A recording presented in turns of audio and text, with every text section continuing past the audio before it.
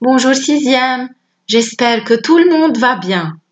On commence aujourd'hui le thème 5 de notre manuel, la matière et l'énergie. Nous allons voir les produits chimiques et les réactions chimiques. La chimie existe autour de nous dans presque tous les domaines. Tout ce qui nous entoure est formé de la matière, même notre corps. Cette matière est constituée de très petites particules qui sont invisibles à l'œil nu. Généralement, ces particules s'assemblent pour former ce qu'on appelle des molécules qui sont aussi de très petite taille. Ainsi, vous voyez que l'eau est constituée de plusieurs molécules d'eau et chaque molécule d'eau est constituée de particules appelées atomes. Il existe des corps simples et des corps composés. Les corps simples sont formés d'un seul genre d'éléments, comme l'hydrogène, le carbone, l'oxygène et l'azote. Les corps composés sont formés de deux ou plusieurs genres d'éléments, comme le dioxyde de carbone. Il est formé d'un carbone représenté en noir et de deux oxygènes représentés en rouge. Donc, le dioxyde de carbone est un corps composé formé de deux éléments différents, le carbone et l'oxygène.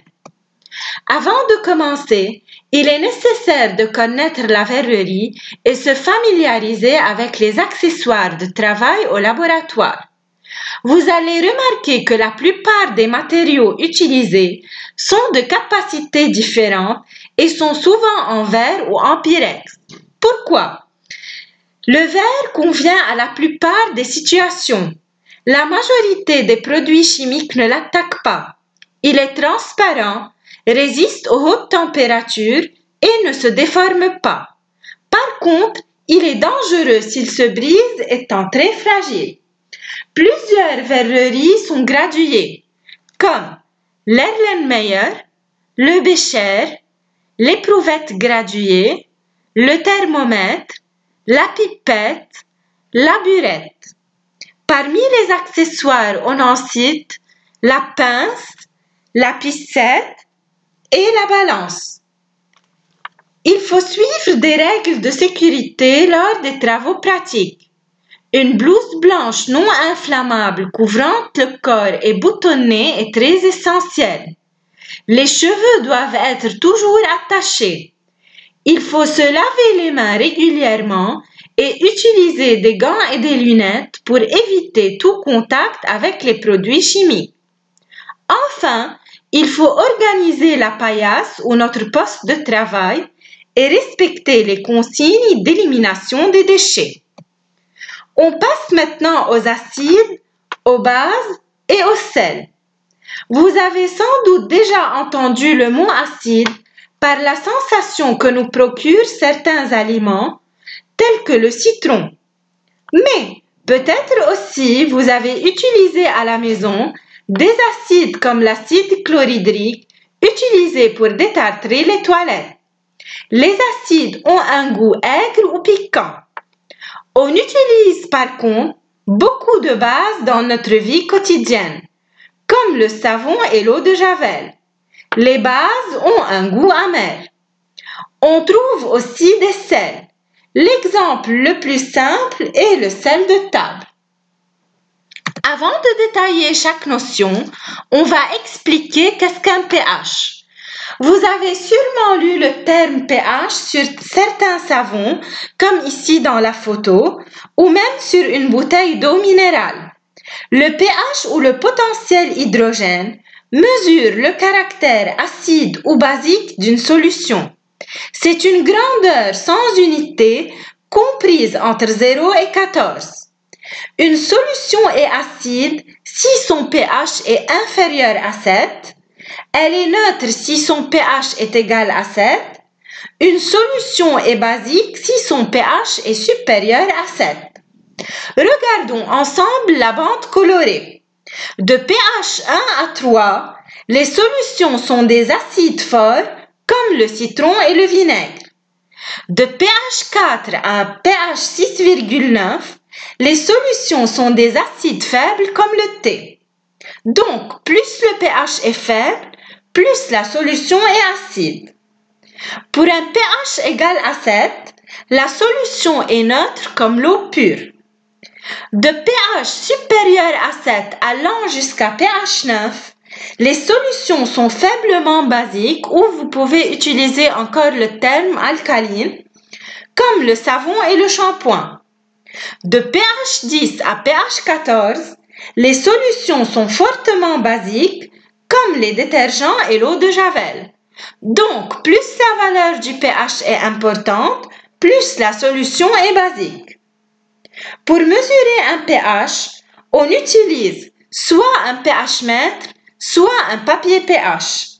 Un pH mètre digital est un appareil numérique muni d'une électrode qu'on plonge dans une solution pour obtenir la valeur de son pH.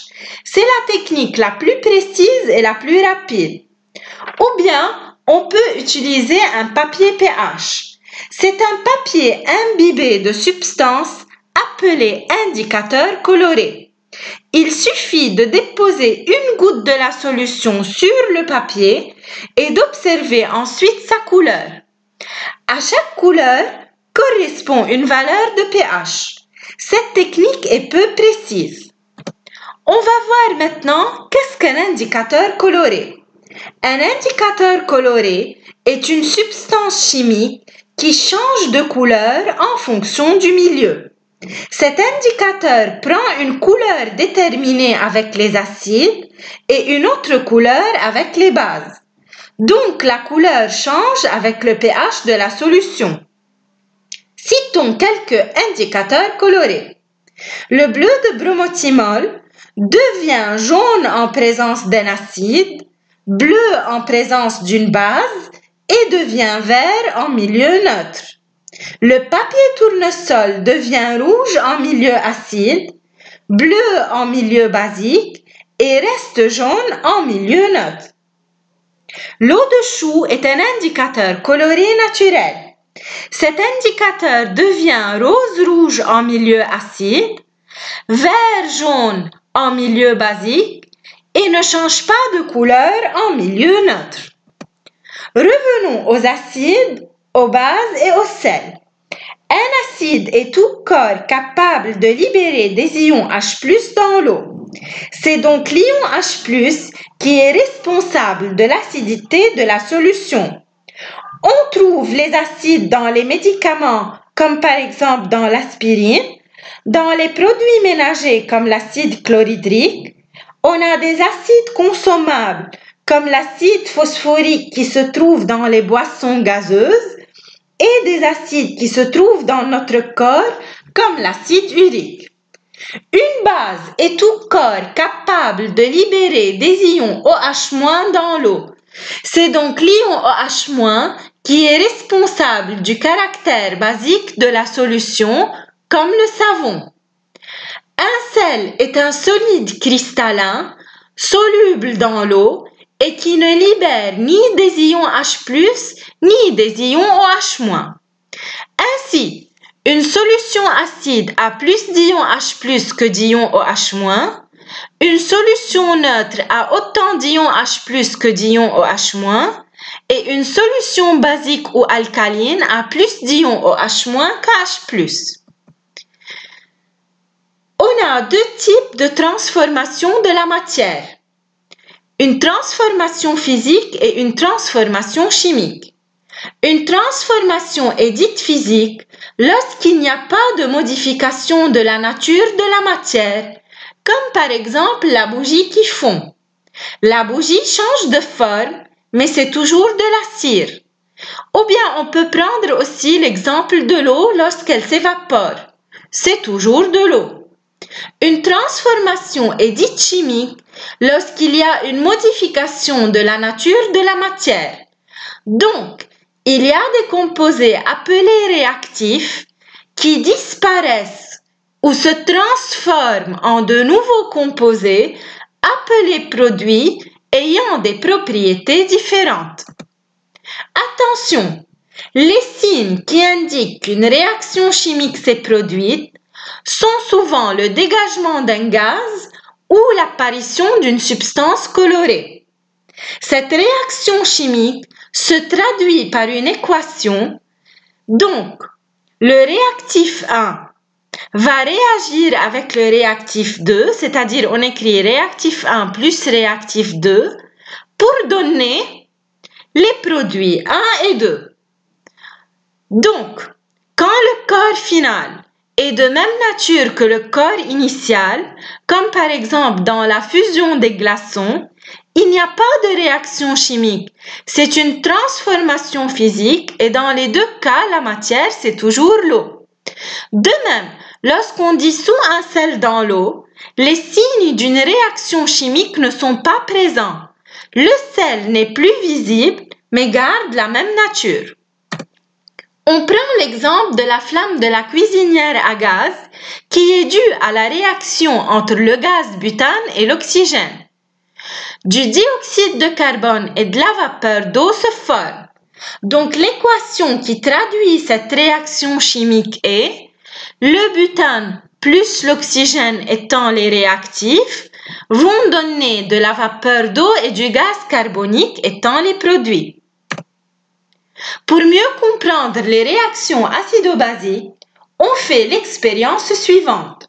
On a besoin d'un bécher, d'une solution de vinaigre blanc qui est un acide, une solution basique de soude et on va utiliser le bleu de bromothymol comme indicateur coloré. On verse dans un bécher du vinaigre, puis on ajoute quelques gouttes du bleu de bromothymol. La solution devient jaune, donc le résultat confirme que c'est une solution acide. On ajoute à cette même solution, goutte à goutte, la soude jusqu'à ce que la solution devienne verte. Donc on passe du jaune au vert. L'apparition de cette nouvelle couleur montre que l'acide a complètement disparu. Comme on a appris, le vert indique un pH neutre, donc la base versée a également disparu, c'est-à-dire on a maintenant autant d'ions H+ que d'ions OH-. Sinon, la couleur aurait viré vers le bleu. Maintenant, si je continue à verser la soude, la couleur de la solution va virer vers le bleu et la solution devient basique.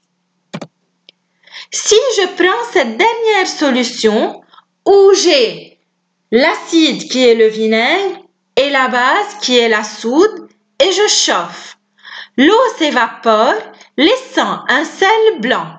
C'est le produit de la réaction. Donc il faut étudier et il faut mémoriser que l'équation d'une réaction acide-base se traduit toujours par l'équation suivante. Un acide avec une base vont donner du sel et de l'eau. Au cours d'une réaction chimique, la masse des réactifs est toujours égale à la masse des produits. C'est-à-dire, si je mesure la masse des réactifs avant la réaction, puis je mesure la masse des produits après réaction, on va obtenir les mêmes valeurs. On parle alors de conservation de la masse. D'où la loi de Lavoisier qui est la plus connue, rien ne se perd, rien ne se crée, tout se transforme. On arrive à la fin de notre chapitre. Merci pour votre attention et à la prochaine.